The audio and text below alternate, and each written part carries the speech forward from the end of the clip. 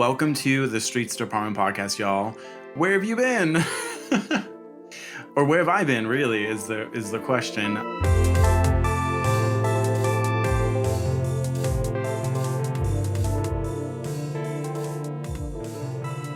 Hi, y'all. Welcome back to the Streets Department podcast. I'm your host, Conrad Benner. And I'm opening the episode that way because it's true. I kind of unintentionally took the summer off from posting new episodes, but I have been recording new episodes all summer long.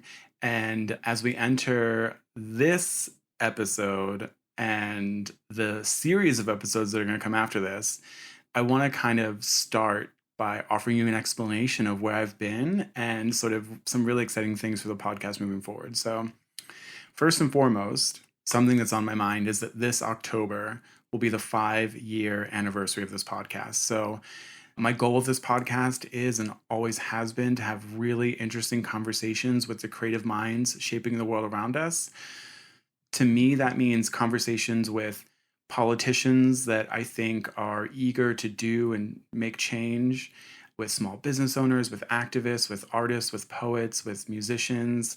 It really ranges. And as I mentioned, October will be our 5-year anniversary. So if you're new to this podcast or you've never listened the whole way through, there are so many incredible conversations with so many incredible people. I encourage you to look back. You know, that's always been the goal of this podcast. And the blog, which is now 11 years old, focuses on art in the public space. So I decided to keep the podcast and the blog to have a similar name. It was some advice I got because I had brand awareness, but they do have different goals, generally speaking.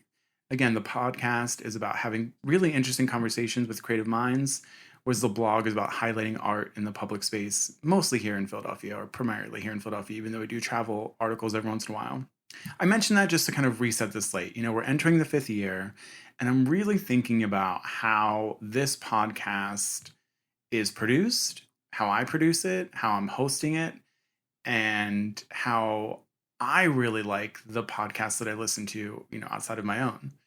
And one thing I've noticed that I want to change about the podcast moving forward is exactly what we're doing right now, which is just me kind of speaking frankly and openly and with no script to you, the podcast listener. Obviously, there are things that I'm going to want to talk about, so I have sort of outlines, but I just want to talk. I open this podcast by saying I've been gone for a while, and I have been gone for a while, not from recording episodes, because I've been recording episodes this whole time. As you may or may not know, I have a Patreon. Streets Department has a Patreon. And as part of that Patreon, we let our Patreon members tune in to the live recordings of podcasts as they're created. So we do one a month. So for the last several months, we've been recording podcasts, and they've been incredible conversations, but I've never moved them into the editing stage. And part of that is, I mean, just to be honest with you, I think I've overworked myself. This summer, Streets Department produced, created, curated more public art projects than I ever have in my life. And it was just so much work, so much incredible work. I mean, if you're listening to this podcast, there's a good chance you follow me on the social medias. So you've probably seen it, but recording these podcasts is probably the easiest part. You know, it's really easy to pick a guest. It's really easy to have conversations with these guests. And that's mostly because they're really interesting people, but also because I'm just a curious motherfucker. And I will ask people, you know, I just get so interested in people's lives and their careers and how they think about the world. And that's what these podcasts end up being, those sort of very curious conversations with really important, change-making, creative minds. So it's not hard for me to record these episodes. What's really difficult is the other end, producing them. So we have our brilliant Mike Mihalik, who I've been working with for all these 5 years, who edits the episodes. He does an incredible job. You know, he's editing out all my burps that happen in between, because I burp a lot. I don't know why, but I always end up burp. I think it's like a nervous burp, but I end up burping a lot on these recordings. That's the easy part, but everything else is hard for me. You know, I have to write these intros, which if anyone's done any writing before, can sometimes take me a couple of hours. Not this intro, obviously, because I'm making a change here. And part of that change is me just speaking ad lib. So you're writing these intros, you're writing these outros, recording them. And because I'm trying to stick to the script I've written, I am oftentimes re-recording intros many, many times, which takes a lot of time and then creates more work for our editor, Mike Mahalik, who then has to go in and pick the best pieces of each recording. And then on the other end, there's the promotional side. So once we have the episode ready from Mike and it sounds great, I have to create all these assets. I work with Eric Dale, of course. Many of you know him if you follow Streets Department. I work with him for a lot of creative work. He will create the poster image that's used for the podcast. But then I have to write a blog post. I have to create social media posts, including like TikToks now. And it's just so much work. And, if you're listening to this episode, which obviously you are, you're listening to it. Okay. But if you're listening to this, you might be hearing this from a lot of creators on different platforms, particularly TikTok. Lots of people are feeling burnt out. And I just think it's going around. There's just this realization that all of this content creation takes so much work. And so this summer, when I kind of accidentally took the summer off from posting episodes, I allowed myself that time to really invest myself in the curatorial work that I was producing with some incredible artists here in the city, and to not have to worry about producing this podcast. Because if I'm going to produce something, if I'm going to create something, I want to put myself into it fully. So as we enter the fall, that's generally speaking when creative work, the sort of curatorial work will slow down. And I can invest myself fully in this podcast. So even though I've eliminated seasons, if you listen to the last number of episodes, I've just gone away with seasons. I think that kind of rhythm of podcasting is maybe silly or outdated. I think I will take breaks from time to time. And I'm very likely, if the curatorial side of Streets Department continues to be this really successful, interesting, creative part of what I do for a living with this blog, probably summers will always be very, very busy, and I'll probably take the summers off from producing podcasts. So just something I'm thinking about. And honestly, that's what I'm doing right now. I'm just kind of brainstorming with you, trying to be open with you, because I think that is what I like best in the podcast that I listen to. So I just want to kind of change things up here. I'm done reading scripts, done reading scripted intros, and I'm just going to talk with you. And I hope that that's why you're coming here now, and maybe that's why you follow me or you like me on some of the other platforms. I think when I started this podcast, I was really inspired by the likes of like Terry Gross and some of these heavy hitters in like the radio and podcasting stage, and they just sounded so professional. And it's just too much weight I'm putting on my shoulders. So I think if I do two things: one, stop producing podcasts when I'm super busy, like in the summers, and two, not overthink it like I'm doing now. Well, I'm not overthinking now, but you know what I mean? Like I was doing before with the intros. If I don't overthink it and I take time off when I need it, I'm going to be able to create this podcast in an even better way than I have before. So if you've been a longtime listener, if you've been listening for 5 years, I, first of all, love you. Thank you for sticking around. And there are a number of you, a few hundred of you, according to the stats. So I really appreciate it. And for any new listener, maybe someone who's drawn into this sort of new style of what this podcast is going to be, welcome. Go back and listen to some older episodes if you'd like, or, just move forward with these new episodes. Okay, so that's my new intro. My new intro is just me talking to you. So here's the behind the scenes. Okay, over the last number of months, I've interviewed about 5 really incredible people whose podcast episodes have yet to premiere. The great thing is that none of these episodes are like timely. Like none of them are talking about, issues of the moment or of the week. We're really just being curious about their lives and their careers to this date. So they're all relevant still, which I'm grateful for. And they will all start to come out very quickly after this episode. So if you're listening to this episode now, the other ones will be coming pretty quickly after this, which I'm really excited about. I don't want to say the names because I haven't picked what order I'm going to put them in, but there's about 5 really great interviews coming very quickly after this one. But I chose to post this one first and to kick off this sort of new year 5 era of the Streets Department podcast, even though it's my most recently recorded podcast, for a very special reason. And that reason is that our guest on this episode, whose name you see in the title of this episode, has a gigantic announcement that he is making with this episode. So I think one thing I'm going to do moving forward with these intros, this is probably the longest intro I'll have moving forward with this podcast. I mean, maybe not, stuff's always on my mind. But I think the one thing I'm going to do to sort of intro the podcast is to explain why I wanted to invite the guest. And today's guest is Terrill Haigler. You very likely follow him on social media, as tens of thousands of other people do.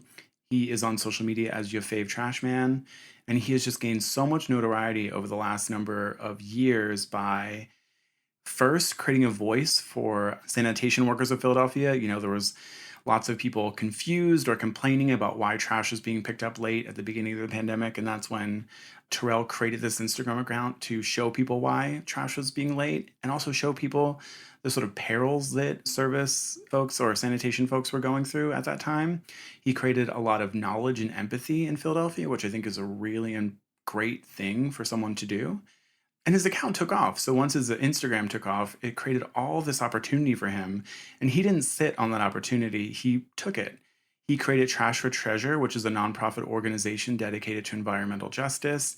He started organizing these cleanup events. He's done 84 so far, which have mobilized over 5,000 people, 5,000 volunteers here in Philadelphia, obtaining sponsorships from local businesses, and removing over 415 tons of trash, mostly illegal dumping, from the streets of Philadelphia. Or I shouldn't say mostly illegal dumping, that's probably not correct, but litter and illegal dumping from the streets of Philadelphia over the last 2 years.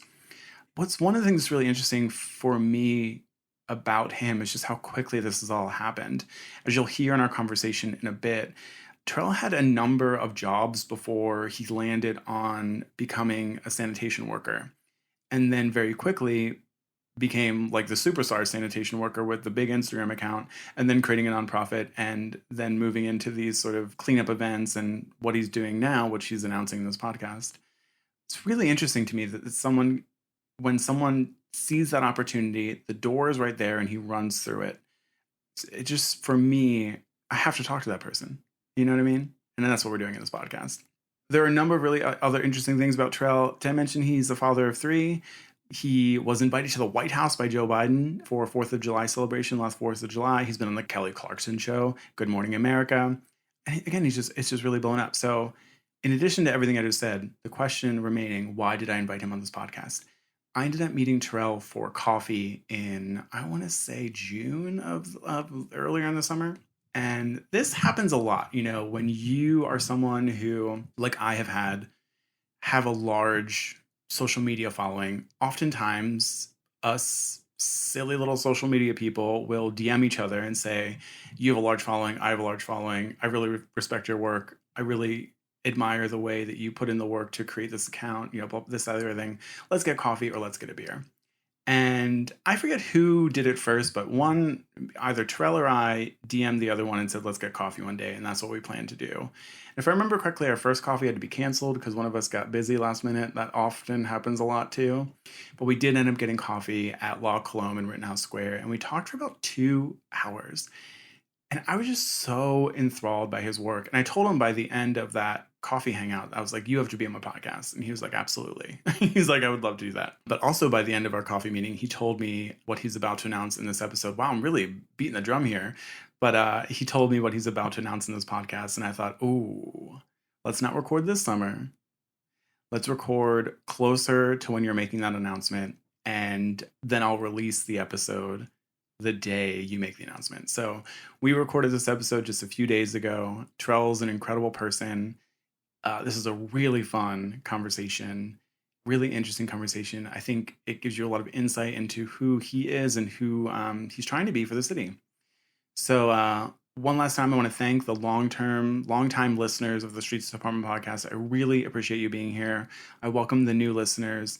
And I'm really excited for this sort of next venture into what this podcast can be. And please tell me what you think. I don't want to be in a silo. So if you've listened for a long time or you're a new listener, please email me or DM me on social media or post a comment in wherever, social media post is promoting this episode, and tell me what you think of this new style. I mean, I feel really good just talking to the microphone with no script in front of me and just sort of knowing what I want to tell you on my mind and then saying it in however many words I need to say it. It's one of the beauties of a podcast, right? This isn't a TikTok. I don't need to dissect this into 15 seconds or distill this into a 40-second Instagram Reels video, I have a second with you, I have your attention. I mean, you're probably working out or doing the dishes or something, but if you're anything like me, you put this on while you're doing stuff and you give the person the time. So while I have this time, I just want to be a better podcaster. I'll just say it. I want to be a better podcaster. So I hope that that's what I'm doing with this new sort of style. And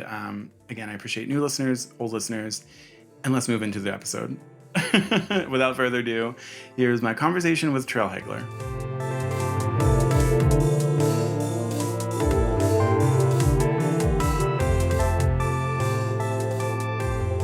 Terrill, welcome to the podcast, and we're just going to start. All right. Thanks for having me. So we are recording this a couple weeks ahead of time, but when this goes live, you will be making an announcement. So I'm going to pretend like it's the day of. You just made an announcement today. What is the announcement that you've just made? The announcement I just made is that I, Terrill Haigler, also known as your fave trash man, am now running for city council at large in the city of Philadelphia. Now, this is where I think even folks who follow politics closely get a little confused. What is at large? What does that distinction mean? So I will not per se represent a district. I'll have the whole entire city I don't want to say to worry about, but I'll be in charge of the whole entire city.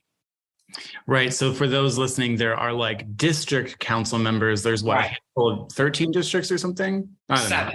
Seven. No. There's 10 and then 7 at large. And then 7 at large. And so there's, one district council person per district and then a number of at large. And I think the way it drops is there's 5 Democrats and then 2 other. And for the longest time, it had been 2 Republicans, but Kendra Brooks won one of those.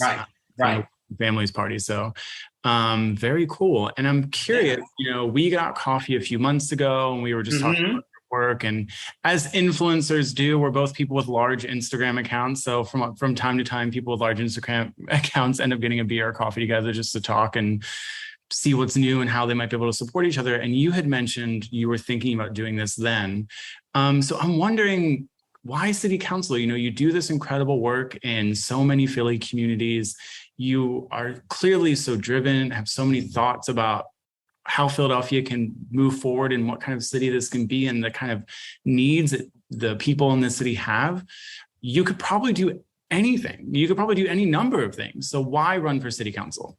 The main reason is because just like we're talking about being in community, everyday people, we are not represented at the table. There is not an everyday person with an everyday perspective that lives an everyday life at the table. And just 2 years ago, I was throwing trash in the back of the trash truck.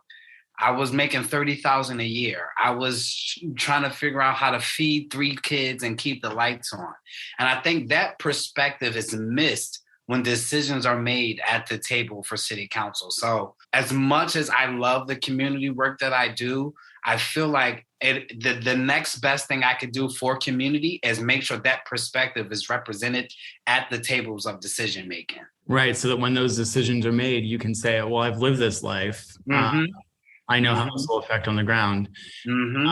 What are some issues, you do a lot of work around neighborhood cleanups. Certainly you got a lot of prestige, and we'll talk about it in a bit, when you created your Fave Trash Man Instagram account, documenting the plight of sanitation workers during the COVID pandemic, but also really documenting the need for sanitation on Philadelphia streets. Outside of maybe some issues that people are very familiar with your work being related to, what are some other things that you think you could maybe address or that you're eager to address as a city council member? Yeah, I mean, some of the work I've already been doing with my nonprofit. I've hosted and ran and executed 5 expungement clinics already, alongside with the job fair. So I'm very keen on making sure that when our citizens come home, they have the best chance to never go back again, right? I've done food drives. Food insecurity is a huge issue for me. Every cleanup, I usually give out around 2,000 pounds of food. I've done coat drives. I have a financial literacy workshop that I've been doing. I want people to be prepared for ownership. I want people to know what their credit score is. How do they buy a house? I have a first-time home buyer seminar coming up. I'm a quality of life person. So anything that affects the quality of life of our residents and of communities in Philadelphia, that's really important to me. So where it always starts is trash for me, but also I dibble and dab in real estate where I want actual affordable housing. Like the waiting list for affordable housing is 10 years. That's 10 years too long. If someone needs a house, they need a house now. So I have a bunch of ideas from the perspective of an everyday person where it's like, if this was me in that position, this is what I would do to make it happen now. Because we can't wait for it to happen. We need for stuff to happen now. We need tangible outcome now. It sounds like, yeah, I guess like in some political circles or in some political analysis, that's often referred to as like kitchen table issues, right? Like the things that are affecting everyday life. And I think, it's interesting that you come from that background.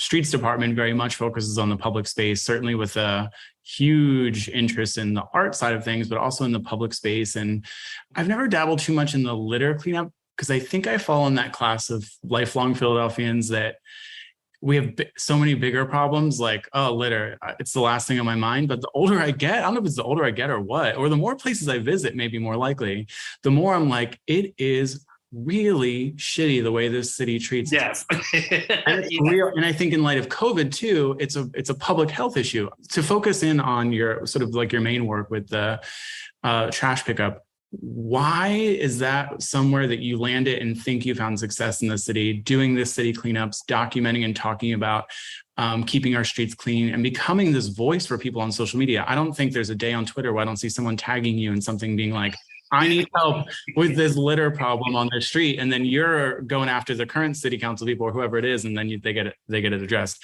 Why do you think this is the issue that kind of became a part of who you are? I mean, Philly's been dirty for a long time, right?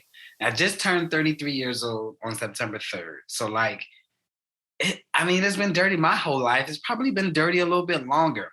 And then we were voted the dirtiest city in America by Forbes magazine in 2020. In that same year is when I started doing sanitation work. It's in that same year that COVID hit. It's in that same year that we went through one of the worst summers we've ever had in Philly when trash collection was 4 days behind. So COVID just put a magnifying glass on the actual systematic issues we have with our trash collection. I've always been this type of person. I've always been a servant. I've always been passionate. Just never, always just had it in wrong spots, right? I was the right package at the wrong door, right? And now I feel like I've arrived at my destination and I've arrived at the door that I'm supposed to be at.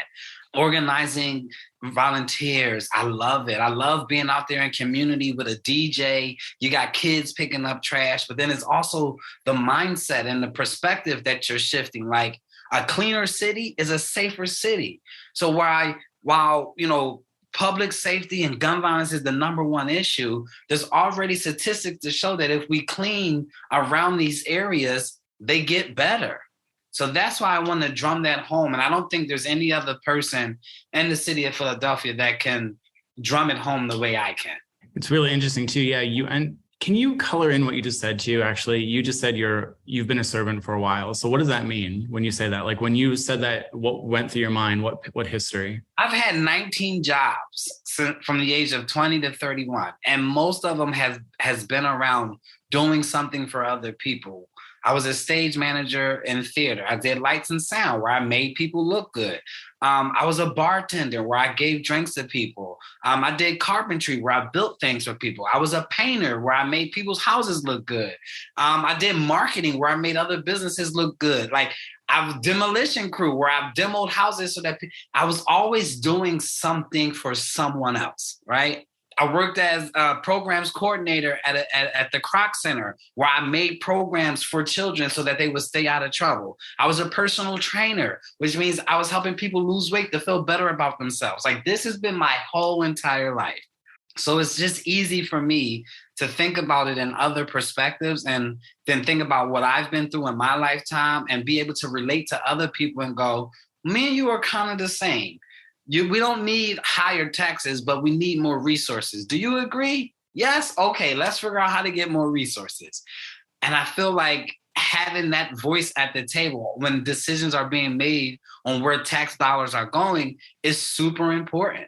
My gosh, you're telling me. I mean, I consider myself someone who's pretty politically engaged, but it really has been since COVID that, all of a sudden when the mayor's budget comes out, my eyes are so glued to it. It's not something I necessarily thought about before, but it's so critical how the money that we have in the city is spent. And I think, a lot would argue, I certainly would argue that the way tax dollars are, well, and maybe you can help me illuminate this a bit, because it's something that's always kind of blurry in my head, but we have this really strange system here in the city, if I understand correctly, where in some governmental bodies, the legislative body, the city council or the Senate creates the budget, and then the executive branch would sign off on it. And in Philadelphia, it's switched where the mayor creates the budget and then city council has to sign off of it. So you basically you have to hope that you get a good mayor if you're going to be a Philadelphia city council person, because the things you can control are in control, but then there are some things like the budget that you can't control. Do you have an understanding of that, or a different understanding of that? No, I have an understanding of that, but then that's where I feel like another skill that I have in collaborating and working well with others comes in, because then you go to the mayor and go, hey, while you're doing your budget, I need you to think about people that have to make a decision on whether they're going to pay their light bill or buy groceries. Like, we need to think about that. We need to think about, resources that there are no more community centers in the city of Philadelphia. I can't find one. And if they are up, they have no programs, right? So as a council person, I'm allowed to speak to the mayor and say, hey, here's the issues that I'm going to represent in the budget, right? But there's not a lot of people that will say, hey, is there a way that we just create a citywide stimulus where everybody gets $1,000 to buy groceries so that nobody's hungry tomorrow? It's really interesting. Yeah, I think too, if elected, you would be probably like the first person to come from having a large social media following to sort of engaging that audience and that following to get yourself into office. So I think, obviously part of being a public servant, a public leader, is maybe using that following that you've got and that messaging that you're really good at and helping people. Let's say you get a mayor who isn't necessarily agreeing with you politically or your ideas about the tax policy. Maybe you could drive sort of. Yeah. At the end of the day, if elected, when elected, I'll speak it into existence. I have an understanding that I work for you. Coming from the background where I've come from, my brand was built because people engaged, people started following, people were active. Without Philadelphia, I wouldn't have a brand. So how dare I get into office and then forget about the people who got me there? And I think that happens often sometimes too. You get in a position and you kind of, they have you play politics. I don't come from politics. I come from community. So while other people are, fifth generation politicians, I'll be a first generation, but I'll be like a ninth generation community activist, right? So that, and then you have like, I'm a third generation theater person. And then, all these things that make up everyday people is where I reside. So when I get to the table, my main concern is that everyday people have the resource to be everyday people and then more, right? I want you to be able to pay all your bills and take your kids on vacation. That's where we should be at in this city. So when you're looking at, do you have criticisms with the current budget? Do you think some things are getting more money than they should? Or are there sort of broad strokes you would make with the current budget? The current budget is really interesting. I am one who, if I wasn't in the room when decisions were being made, I don't like to speak about it because I wasn't in the room. It may have been like, this thing just cannot happen right now because it's just there's no money. And what I look like just reaming somebody for doing something they absolutely couldn't do. What I will say about the current budget is that I do believe it could be more reflective of resources for everyday people.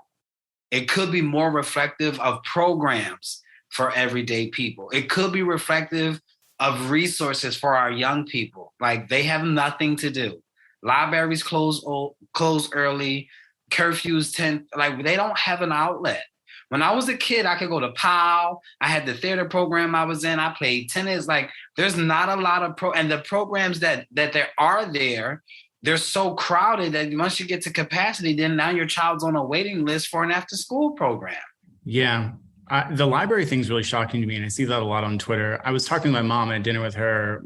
I have dinner with her a lot, but she was really surprised. I mentioned I was at her house one time and I was on Twitter scrolling while we were watching TV. One of those terrible people. But I was like, wow, this library, wherever, closes at 3 p.m. And she goes, what? The libraries were open till whatever time. I think she said 10 p.m. when I was a kid. And she was like, I'd be there until 10 p.m. because I didn't want to be home, and it gave me something to do. And she would do her homework there. And it is such a resource. I think people think libraries are old, but they're not. They can be these huge community resources. They're a place to gather outside of commercialism, you know? Yeah, but if you're detached from community, do you know that libraries are a safe haven? Imagine if we had a library in this city where in the basement we have recording studios so that everybody that wants to be a rapper would be at the library. My first thought was podcaster, but you're right. Or a podcaster, you know? Or whatever, or content. What if we had libraries that had green screens where people can go and create content? Do you know how many kids would be at the library? That's some of my ideas that I have that I learned from an everyday experience, having 3 kids of my own, and all they want to do is have an outlet. They don't want to do math and reading and English all year round. They deserve.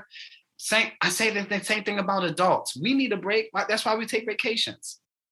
Yeah, and there's a really great program in Philadelphia called the 21st Century Library Initiative, which is, you know, it's working on a couple of libraries here in the city, but it is just saying, like, what can the library be for the 21st century? Because there are so many people who currently go to the library to, maybe they don't have computers at home, and if you want to apply for any job right now, you probably have to email someone or go to a website. Yep. So there are resources for folks who want to access job resources or maybe get some help writing a resume. But I hadn't even thought about that. Of course, like, libraries could be a place for half of these kids out there could have a job in their 20s being a community manager, you know, a social media community manager. The libraries could help support that training and creating those, you know, the green screens and we could have 17-year-old engineers running the machines for content creating. And then that's what they want to do in college. And then they grow up and they're an engineer for the next big vocal artist or the next big rapper because they were doing it at a library at 17. This is how you ignite change, but this is also how you give a resource. And this is also how you combat gun violence. And then this is also how you develop workforce development. These are the ideas and these are the things that we need at the table. You know, any long-term listener to my podcast will know, like, you know, I rarely have like, I'm having you on this podcast because I think you would be a great city council person. I don't think that'll be a secret, and I'll probably say it in my intro. But you know, one of the reasons I think you would be a great city council person is everything you just said. Great detail, great observation, thoughts I hadn't thought before. And I work in that environment, the podcasting space. Like, of course, our library should have that. I think you have all that because you're in the community every day. You're constantly meeting with people. I don't think there's a day that I don't see you on Instagram meeting or creating a different collaboration with maybe a different small business owner or a different community, doing the cleanups, doing this, that, and the other thing. One of the things that I was frustrated with Mayor Kenny was his constant defunding of our public spaces, especially during the pandemic. He kept lowering the dollar amounts he was giving to parks and recs. It's everything you just said. Our rec centers have less and less funding, in part because of the way the mayor has situated this budget. Right. And I worry that part of it is, and I don't know, I don't know the mayor. I've never met him, and I'm speculating here, but I guess he just has never used those resources. When's the last time you saw the mayor in a park or whatever? I see you around all the time. And I think we need more people in positions of power here in Philadelphia locally that are out there and have seen it and know what sort of we need. Yeah, I thoroughly enjoy talking to people and relating to them. And I actually get tickled sometimes when I talk to someone, you know, I'm 33. I talk to someone who's like 55. And I'm like, oh yeah, this, that, and the third, this, something. Then you say something like, oh yeah, you know, I listen to like Roberta Flack and Donny Hathaway. And they go, what? Like, why? Like, what? And I'm like, oh yeah, that's Donny Hathaway is my favorite singer. I know every single album and every single word. And they're like, wait, what? I was like, yeah, I just grew up old school. And it's like, wait, what? And then we start talking again. It's like, yeah, I remember like my grandma used to tell me back in the day how, you know, you could go to the store and get stuff for 50 cents and this, that, and the third and this. And it's like, wait a minute, where is this young guy coming at with all this old? And so what I bring all that to say that there's a connectability that you have to community in order to speak for them. Yeah. If the community doesn't feel that you're connected to them, they don't feel like you can represent them, then why would they vote for you? Why would they even put you in a position of power? I've had so many conversations with so many different people about so many issues in Philly that I remember and that I'm going to hold on to. And I'm going to be like, when elected, I'm going to go back to those folks and go, all right, now I'm in the seat now. Let's figure out a way to get it done. Let's figure out a program. Let's figure out a resource. And I think that part is missing as well. There's no reach back into community to bring voices forward. I do not know everything. I don't want to know everything. I don't have enough brain capacity to know everything. But I want to put smart, amazing, good-hearted, good-willed people in position to give me ideas, and then I can take it to the table. Because at the end of the day, Philadelphia should be a gumbo pot of great ideas. No matter Republican, Democratic, left, right, progressive, socialist, it shouldn't be about labels. It shouldn't be about color. It should be Conrad has a good idea. Terrill has a good idea. She has a good idea. They have a good idea. Let's put all the good ideas in a pot and make Philadelphia the greatest city that it can be. As long as we have good ideas and we're willing to support them, city council shouldn't be a problem. That when you add ego and emotions and alliances, and that's when the gumbo pot starts to get a little sour. Because people want to, I'm a socialist, so I got to vote whatever the socialists say, or I'm a far left, so I'm a progressive. I'm Terrill. Labels trigger me. That's a trigger for me. Well, so speaking of pots, I want to get into that in a second, but speaking of pots, I did tweet recently, and it's something I've been thinking more about. It seems like when you're an elected official and all of a sudden you have a lot of people, so an elected official, especially in today's social media age where you are constantly hearing the voice of the people. And, you know, we're in a city that has a lot of needs, I'll say. So it can be an exhausting job, I'm sure, right? City councilperson, mayor, if you're a public official, it can be an exhausting job. And when we're going through challenging times like we've been going through, it's, I'm sure, even tougher. And one thing I think about who I'm going to vote for moving forward is voting for someone who can refill their pot. You know, this work is really tough. So when you go home at night or when you take the weekend off or you go on vacation or whatever it is, like what are those things you do to refill your pot so you can come back to this work and do it to your full ability? Because you have this energy and this excitement and you're a people person. And I hope that stays, because once you're in there and the job is tough, I'm wondering what are those strategies you have to refill your pot? You know, you have to keep a core foundation. So I'm a very faithful spiritual person. So I've always had my faith and my foundation to lean on, you know, and honestly, like I've been through some of the toughest moments in my life already. You know, I lost my mother in 2020. I had to bury a parent, as you know, that pain. All right. Yeah. Yeah. So, I mean, I don't think there's anything that's going to be kind of as tough as that.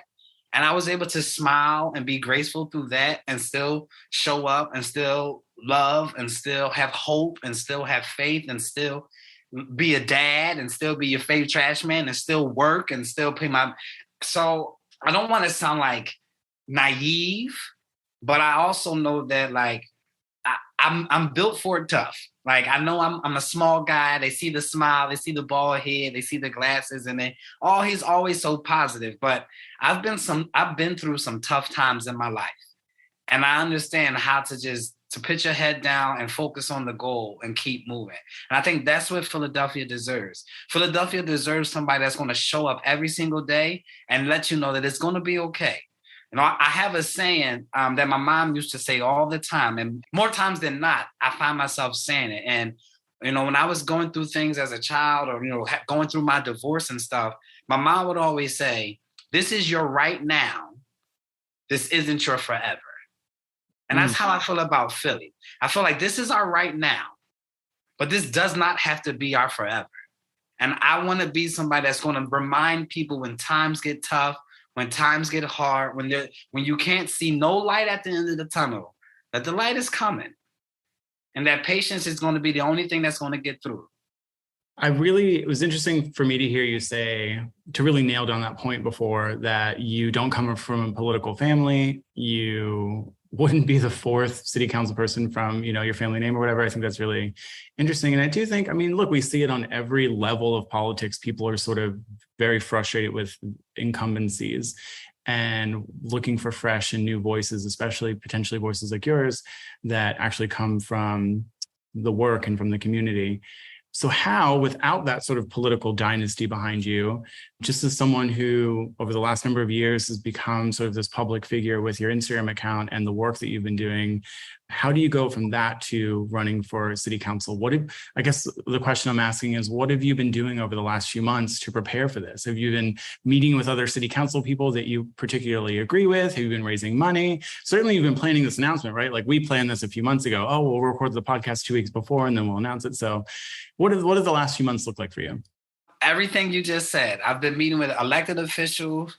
I'm somebody who I will walk my own path, but I will not reinvent the wheel. So there are a lot of people that have path to victories, right? And so I've been just taking my path. My path is to meet and talk with everybody, let them know how serious I am, and let them know why they should support me. So I've been meeting with people who will host fundraisers for me. I've been meeting with people who will canvas for me. I've been meeting with people who will volunteer for me. I've been meeting with people like ward leaders and committee people. And I've been just meeting and talking with people, getting my face out there, getting my name out there. Because that's the other thing. Everybody knows me as your fave trash man. Nobody knows my real name is Terrill Haigler, right? So that's another hurdle that I'm getting over, is that people have to know me as Terrill, but know that Terrill and your fave trash man are the same people. Well, and for those listening, that is a very technical thing that you just said, but it's so true, because when people are in that voting booth, they have to know your name. Like your face isn't going to be there. Your Twitter bio is not going to be there. That's a really interesting point. Yeah, if you notice, over the last couple of months, the media has been saying my name as Terrill, your fave trash man Haigler. That was on purpose. That was a strategic move that I did about 4 months ago when I started preparing for this announcement. Well, for the announcement, so that people would understand that Terrill Haigler is your fave trash man. So I'm a very planned person. I'm very strategic. I'm very meticulous. I have 3 children, 2 girls and a boy, and my son is on the spectrum for autism. So I'm always on my toes. Mm-hmm. So, but yeah, those are things that I've been learning along the way, and I have an amazing team behind me that just know the industry of politics so well, back and forth. But at the end of the day, they're my friends, and they want to see the best for me. They don't want to just have a victory under their belt. They want to see their friend win a council seat and ignite change. And I think that's most important. I'm very strategic with my access. I don't give access to everybody, because that's how it gets tainted. So I have a really core circle around me that's going to keep me grounded, that's going to keep me focused, but also that understand things that I don't understand. And then I have to be receptive and ready to be a sponge and receive it, learn it, and then execute. My 3 pillars for the campaign is education, participation, and execution. I got to learn everything I can learn. I got to participate in everything I can participate in. And then I have to execute the game plan to make sure that everybody knows that Terrill Haigler is running for city council, and he's the best bet for the everyday person to really ignite change in Philly.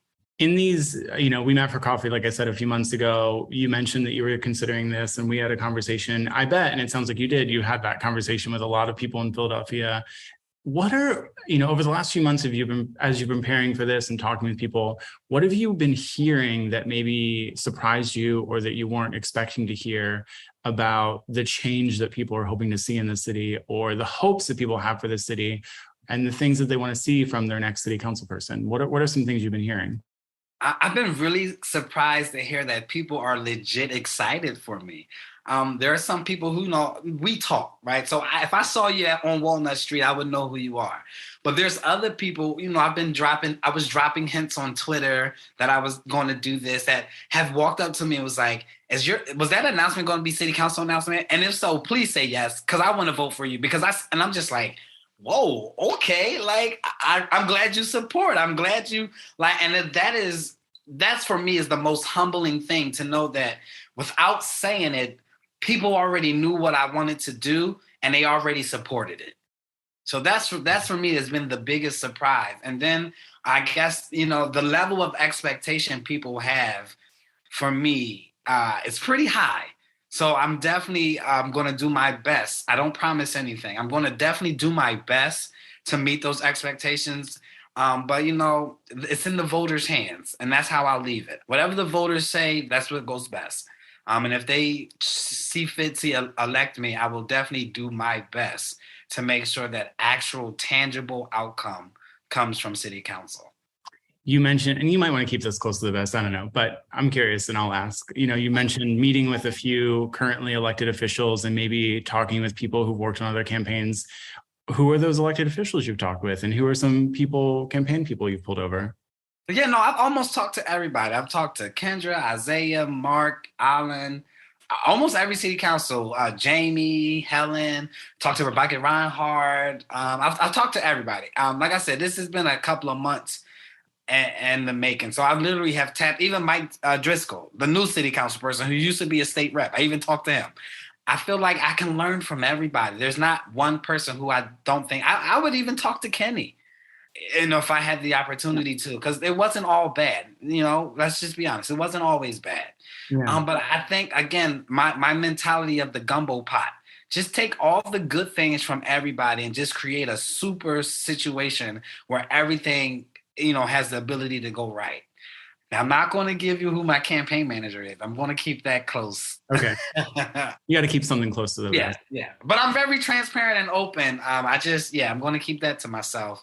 I've literally just been talking to anybody who would listen, and then I've been listening to anybody who's talking. Yeah. We have to talk about your work a bit. So in 2019, you became a sanitation worker. This is a story that I think people, if they know you, they know the story. In 2019, you became a sanitation worker. In 2020, it feels so long ago now, but it wasn't. Philadelphians might remember there were a lot of delays in trash pickup, and people were frustrated at the system, frustrated at sanitation workers. So you created an Instagram account to just let people in, tear down the wall. Here's what's going on behind the scenes. You rose awareness. Is that the phrasing? You rose awareness to sort of the conditions that a lot of sanitation workers were working in, which was, far from the best. And you just shed a light on a part of really basic city work that I don't think people had really given a light to before. And your account blew up. So can you just quickly, why did you start that Instagram account? What was the impetus for that? I was feeling the frustrations of the residents not having communication about what's going on. Again, I'm a theater major. One of the biggest things we learn in theater is communication. If I'm on stage with you, I have to be able to communicate to you, maybe not even verbally, but physically, so we both understand what's going on in the scene. And as a sanitation worker, I just noticed how there was a lack thereof communication to residents. Some crazy stuff happened on the route. We got a gun pulled out on us. Me and my crew got a gun pulled out on us because a guy was frustrated about us not taking his styrofoam because he didn't know styrofoam wasn't recyclable. Just all the kind of things that you think are crazy happen. And I just got to a point where I was like, I have to say something. And then also, I want to make it home to my kids at night. I don't want somebody to be so frustrated that they lose their sense of mind and they harm me. And now my children don't have a father because I went to work.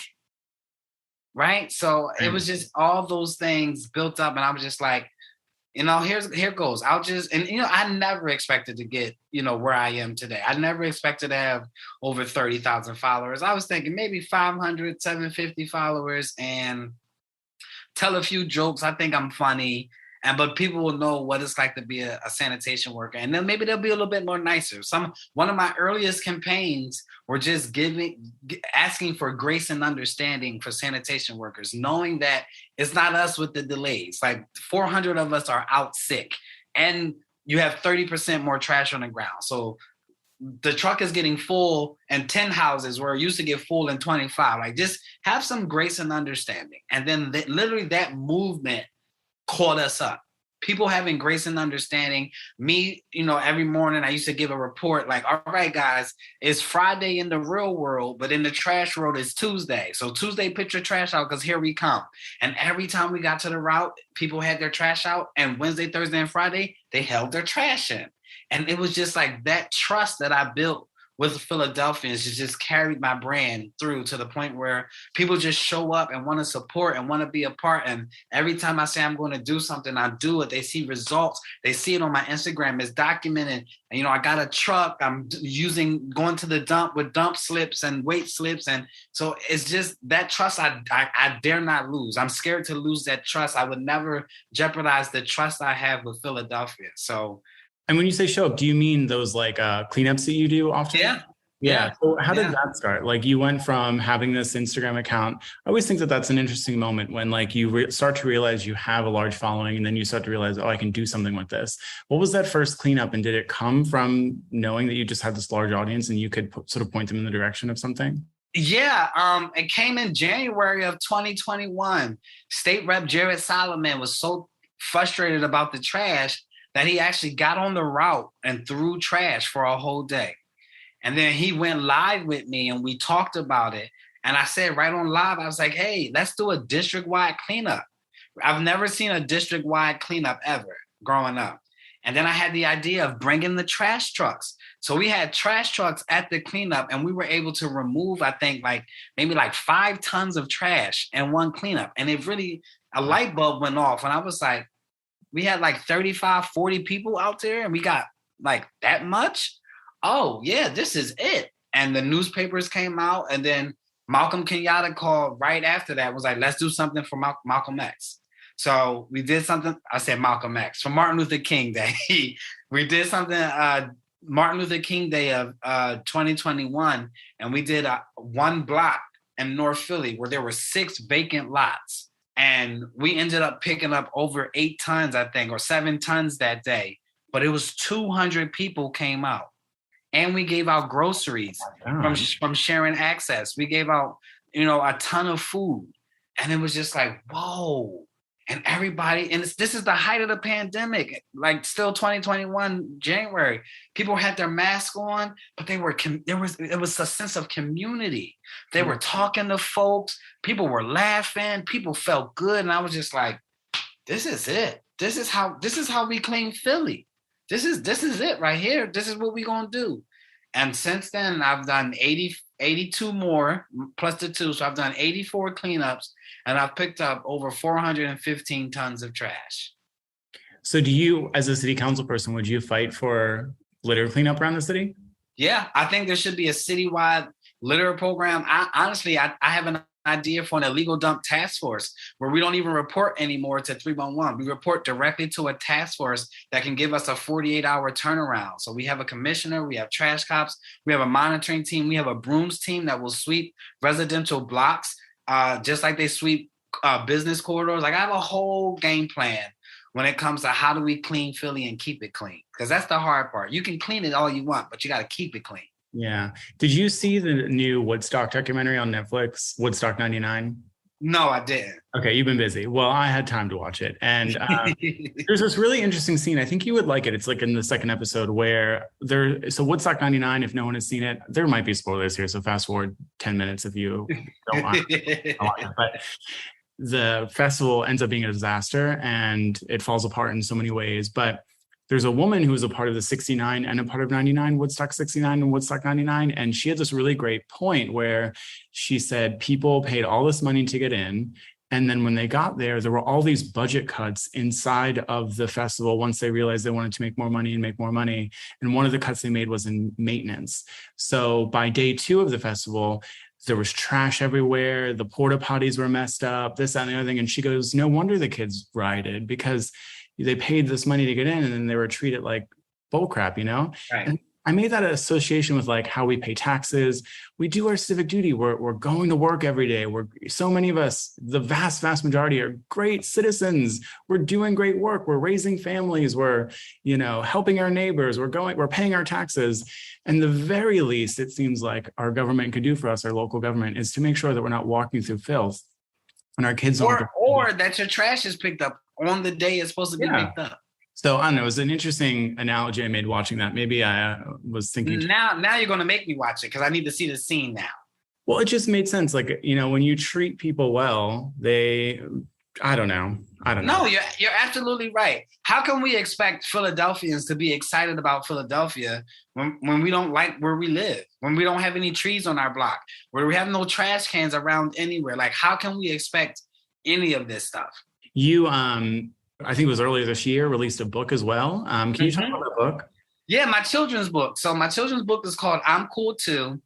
And this, again, I have a lot of ideas. My children went through the school district of Philadelphia, and it was not a great experience. Catholic school is where they went through, but then I have friends who did public school, and I'm just like, there's a lot of things that need to be different. Then you just hear about schools shutting down early and all this stuff. So I wrote the children's book to kind of ignite that pre-K to third grade age that environmental justice can be taught, right?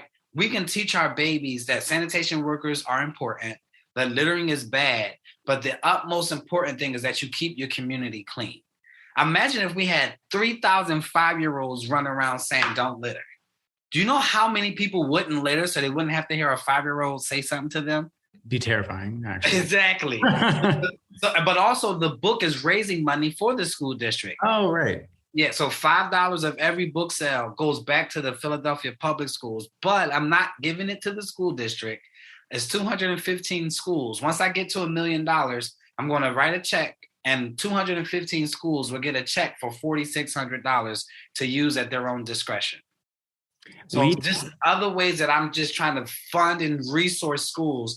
Imagine if a school near you has a budget of an extra $4,600 to buy supplies, to buy paper, to buy books, just to do whatever they need to do. Get desks, rugs, chairs, fix an AC. I just spoke at Central High School and the AC didn't work in the room. Oh, I got kicked out of Central.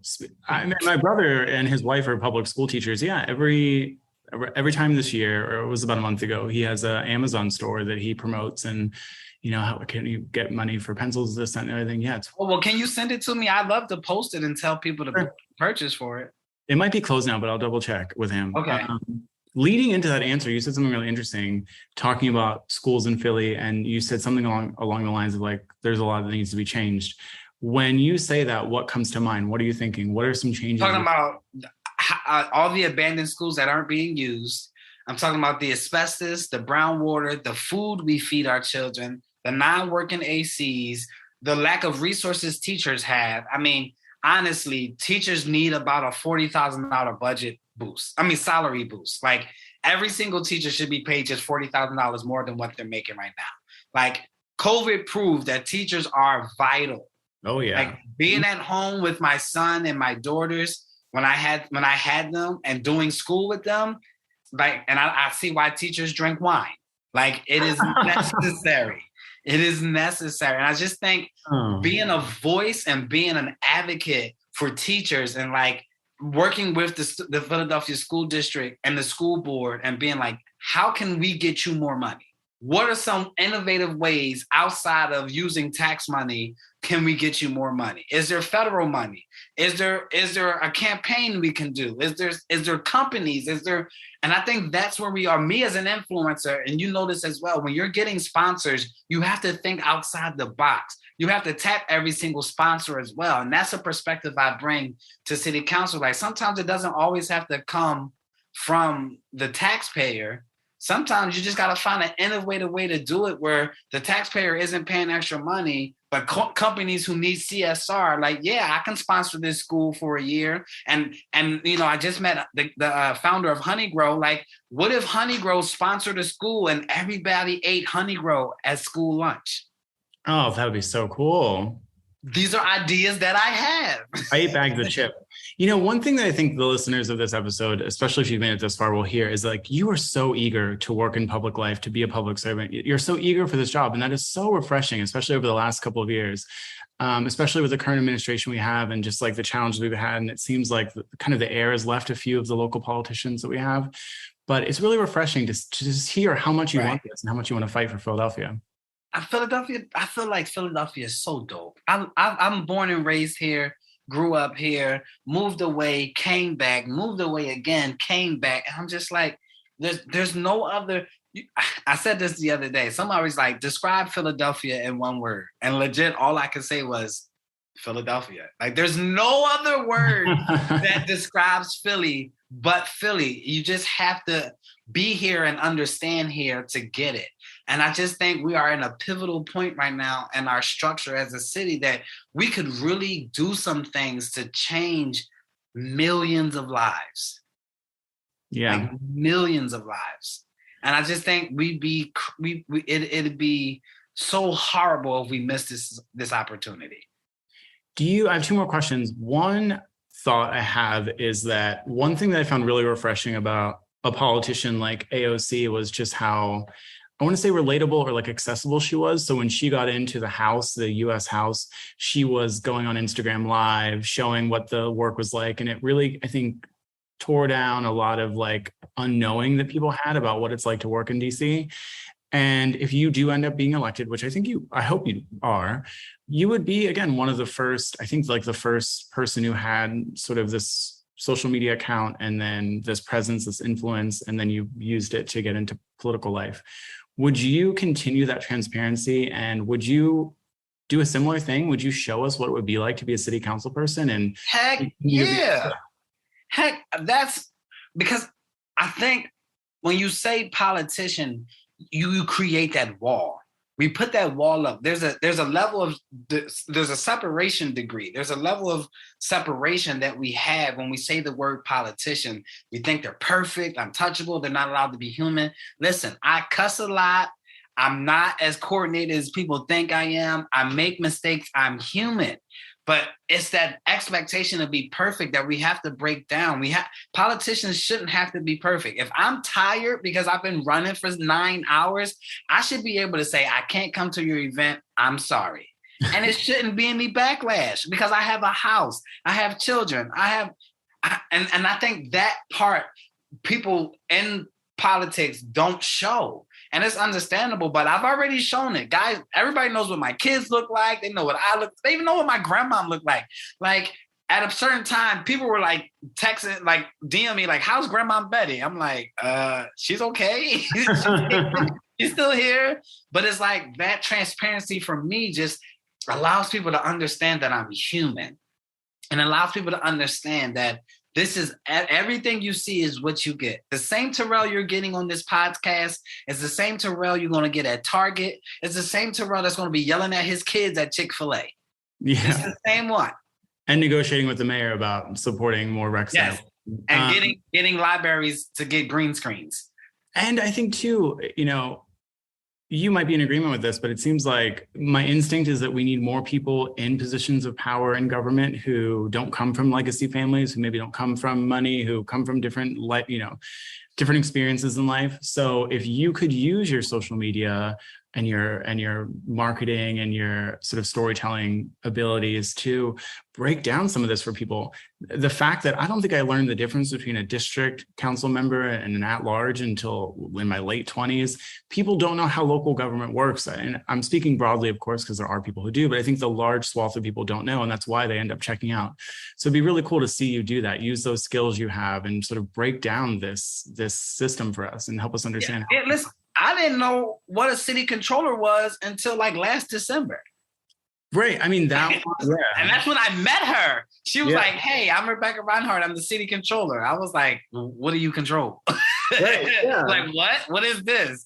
And it's crazy to now be in the circle and know about committee and wards and this district and at large. And then you have You know, you have your state reps and your senators and your Congress and who controls. I still don't know. Don't ask me districts like the 99th and the 5th and the 3rd. I still don't know. And then like the districts are different for like the state versus U.S. House. Federal versus, yeah.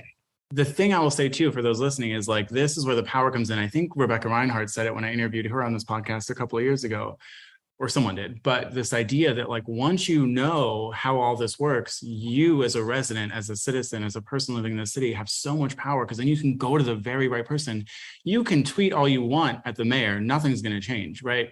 But if you know that this issue you're having in the city, or this question you're having, you can go to this very specific person in the city who has some control over it.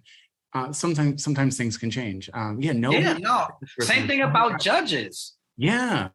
I didn't know how important judicial races were until I was like helping a few judges with their field operations. And they were like, you know, you'll probably see a judge before you see the mayor. And I was like, yeah, we should care about what type of judges we are putting on the bench. Like if the judge is sending everybody upriver and we just don't care, so we keep like, and they get those spots for 10 years, every 10 years. So once you elect somebody, it's a wrap. But like to your point, like when you know better, you do better. And I would love to have the opportunity to open this up and bring in 16, 17-year-olds into City Hall and be like, yep, we're going to open these doors up. We're going to walk these halls and you're going to learn what everybody is. You know, people who do business don't know that, you know, if you have a hauling company, you have to get a hauling permit. Like, these are things I didn't know until I started my hauling company. I was like, I need a hauling permit? But these are all things I kind of learned through experience. And I want to just remove all the roadblocks for the next generation. Let's give some details. So you are running for an election. When is that election? And how can people support you if they want to support you? Sure. So my primary is May 2023, but I am currently a candidate and I am running. And you can go to my Instagram, you can go to my Twitter. There's a link there where people can go to my campaign website and you can just find out all about me. You can donate to my campaign, but more than likely, I'll always be in community. So follow the Instagram and follow where I'm at in community and come talk to me so I can listen to you. Come, if you have some ideas, if you have some concerns, I'm that guy that you can come talk to, catch me anywhere on the street and be like, hey, this is something I think you need to talk about. How do you feel about this? Vet me. I want people to vet me. I want people to talk to me. I don't want people to just, oh, he's your favorite trash man. I don't know. No, come talk to me and make sure our morals and our values and our issues align. That's the process I want. I want people to actually test me to make sure that I'm ready for this. Well, and talk to you because you're a good listener and I think you hold on to things, you remember things, and you can see patterns. You know, if so many people are saying this, you know, you got to take that somewhere and use the power you get to make change. Yeah. And for those listening, again, the election is next May. So there is an election this November. That's, you know, for other things, but your Senator and governor.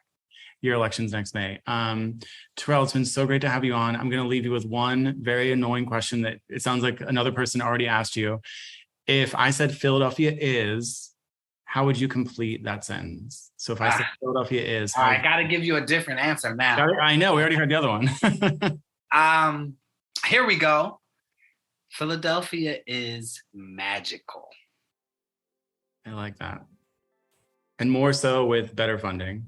Yes, and resources. This has been fantastic. Thank you so much for being on. I'm looking forward to seeing your campaign. Thanks for organizing with this podcast to have this launch on your announcement day. And I really look forward to the next number of months that you'll be campaigning and talking more about the issues. And thank you so much for being on. Yeah, thanks for having me. You're super dope. Let's not even downplay how dope you are and the movement you've made around street art and raising awareness for some of the same issues that I am. So again, from one influence to another, I look up to you. And when I told people I was talking to you, some people were like fangirling and like, what? How much did you pay him? How did you pull that off? I was like, he's actually a friend, guys. Like, he likes me. So, yeah, but I want to be clear about that, because there actually is a scandal right now. Some podcasts are taking money from their guests. I've never done that. I only have people on that I am very really support. Yeah, no, I did not pay you. We are legit just two people who love this city so much, and we just want to see a big change. And this is another third time I mentioned, but we got that coffee a few months ago, and I was like, this person is going somewhere. And then you said you were running for city council. I was like, oh, that's where he's going.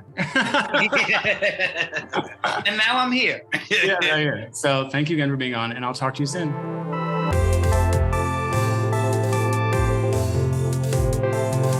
Huge thank you to my guest, Terrill Haigler. I am so interested to see what the next number of months looks like for him as he campaigns. He's a really exciting candidate. I think he's got a lot of really good ideas, and I'm just really excited for him. I'm excited to see how this moves forward.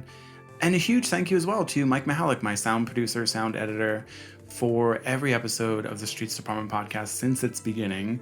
Huge thank you to Mike. Thank you, Mike. And thank you again to the listener. You know, you have been here or you're new. Either way, I really appreciate that you are here. And as I mentioned at the top of the podcast, there will be a number of episodes that have been recorded over the last couple of months that I'll be releasing over the next number of weeks leading up to our 5-year anniversary this October. So stay tuned. You know, we took the summer off, but there will be sort of a boom, boom, boom, boom, boom of releasing of episodes, really incredible episodes with some really, really good people. Oh, I can't wait to share it with you. Thank you all for listening. I'll see y'all next time.